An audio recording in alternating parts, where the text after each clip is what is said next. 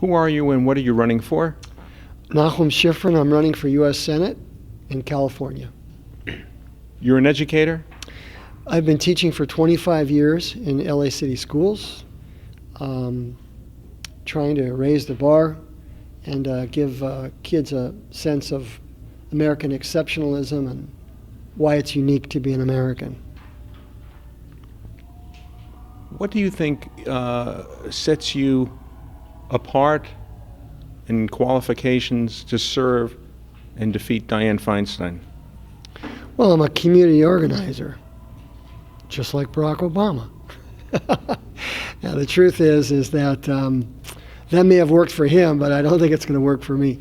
What sets me aside is that I'm somebody that has a big world picture. The other candidates, for whatever reasons, are uniquely insular. I, for example, speak 5 languages. I've traveled all over the world. I've lived all over the world. I see America the way others see us.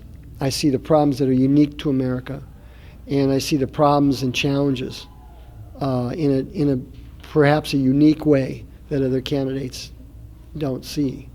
So that's one thing that distinguishes me from the others. The other thing is, after teaching for 25 years in a corrupted system of multiculturalism and diversity and all that sort of thing, I see firsthand the destruction upon America that our radical socialist inspired leaders are waging against our students in our schools.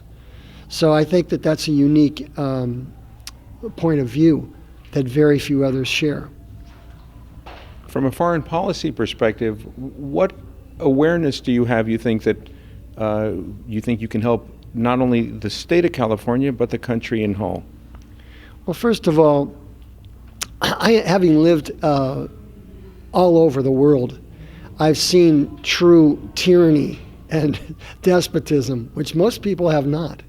I lived, for example, in Germany for several years, where I actually witnessed with my own eyes the infamous Berlin Wall and the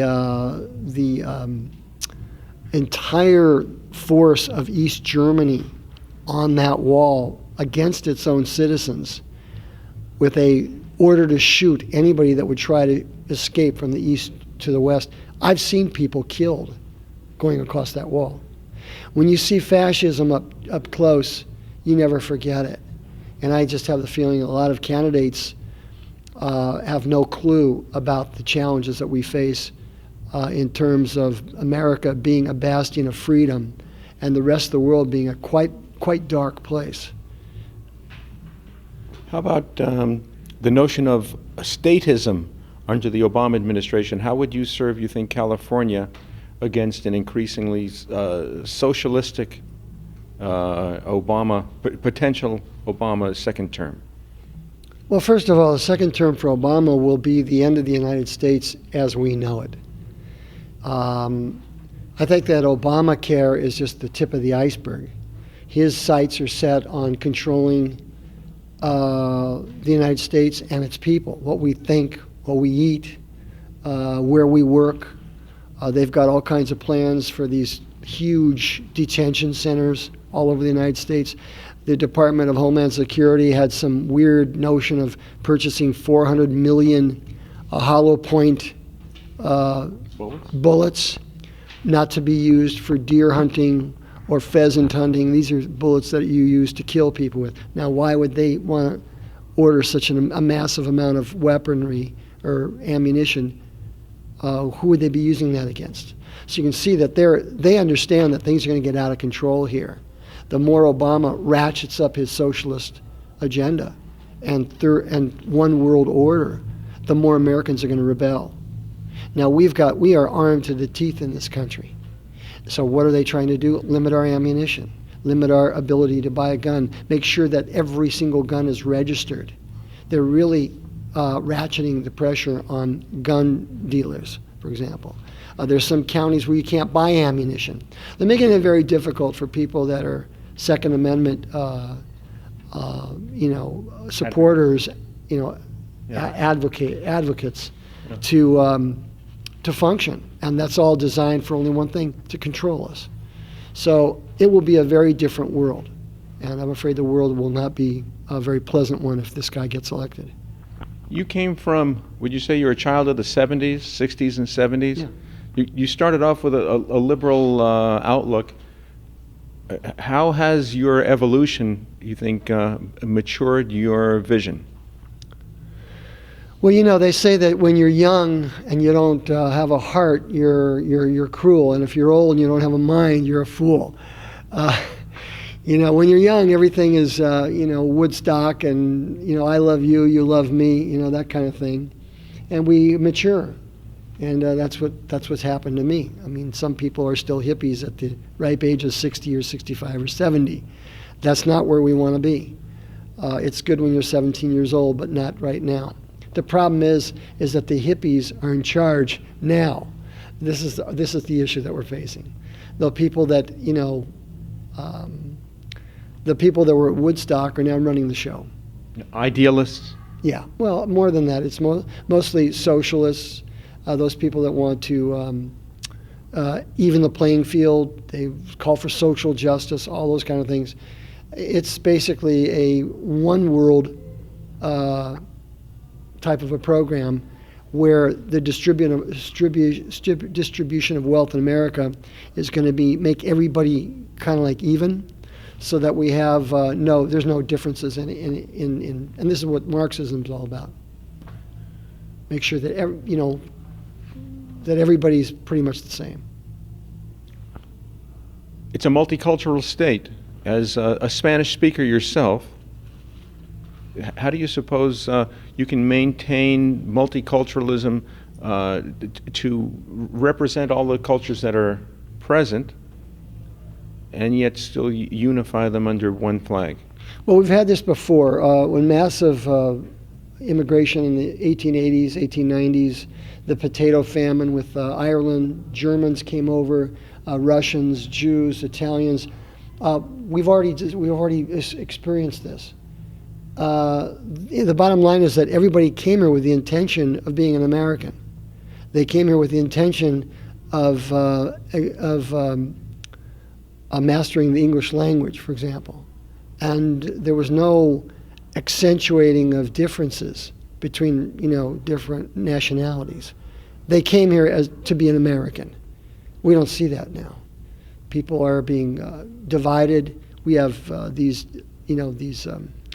quasi leaders from the community activist types that are pulling people apart, and we need to concentrate on English, on American exceptionalism, and go back to our roots as a country, where we don't have to have any revisionism of history, where we talk about somebody with their sexual orientation instead of what they did for their country, for example, which is what's going on in California now. We've got a whole set of history books that they've been mandated to include sexual orientation when they talk about history. This is bizarre.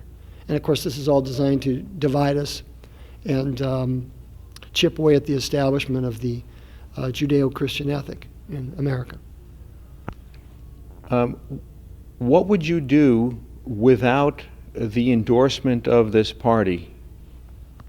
Work harder to get it next time. Would you run as an independent? No. Would you discontinue your crusade to save America? No, I don't think so. I think that what I'm saying is what people are thinking, and the fact that right now it may not be it may not evoke a wave of support and massive amounts of campaign contributions. Nonetheless, the campaign goes on, because this is what the left understands. Somebody who is hardline, somebody who is not going to compromise on their principles, and someone who's pro-America. And when they see that, they'll just scatter like the wind. And I believe that my candidacy is something that raises people's eyebrows, because I'm saying those things that are going to save America, despite whether they're politically correct or not. Do you think Californians would vote for an Orthodox Jewish rabbi? Well, they seem to be ready to vote for radicals, communists, people that are, for example, Muslims that would wear a burqa or some sort of identification of the Islamic faith. Yeah, I think that the time is right. Absolutely. If Joe Lieberman did not get a lot of support as vice president because of his Judaism, are you concerned about anti-Semitism costing you votes? I'm not so sure that Joe Lieberman didn't get the support because of his Judaism.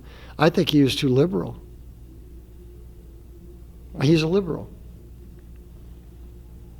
And the fact that he's an Orthodox Jew, that doesn't change the fact that he's a leftist. And people are not, they don't want that. I think that people have matured to a large degree. There are those people that see, they try to pigeonhole you into a certain category by the way you look.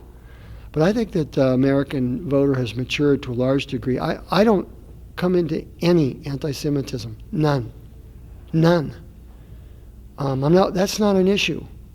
The issue is, what are we going to do to ensure that our kids are going to have an America that we had when we were kids? Right now, there's a big question mark. And this is the thing that people are worried about. The fact that I have a beard or look different, they're hearing what I'm saying, and they understand what my intention is, and that's what they're concerned about. The issues that you stand strong on. Absolutely. Right. And in a nutshell, those issues, you think that you stand stronger for California than Dianne Feinstein? What are the primary issues you think are your advantage? Well, Dianne Feinstein is a leftist. She's a radical leftist who happens to be very wealthy. So I don't know if you'd call her a communist. Perhaps she could be in her own category of rich communist. She's done her darn best to destroy our economy, to demoralize the citizens with these sanctuary cities. She's basically right down the line with Obama, which of course is a recipe for failure. And do you think you would put pressure on Obama in another term? I was interviewed for today, as a matter of fact, and I brought that up. Somebody said, "Oh, how would your candidacy be different?" And I said, "Well, one thing is, if I got the endorsement of this party, Obama would definitely take notice. I don't think he would take notice if another candidate got the endorsement, because my vision for America would really be a craw in his throat, and I think it would be difficult for him to swallow, more so than the other candidates, who are true, they are conservatives. But what I'm advocating is the destruction of everything that he believes in. And that's how I know that, I'm on the right track." You mean by going laissez-faire in a smaller government? Yes, absolutely. How can people find out more about you online? Website is www.Shifren and the number 4 Senate, Shifren4Senate.com. And will that continue beyond June primary? It will continue until I get elected, with the help of God.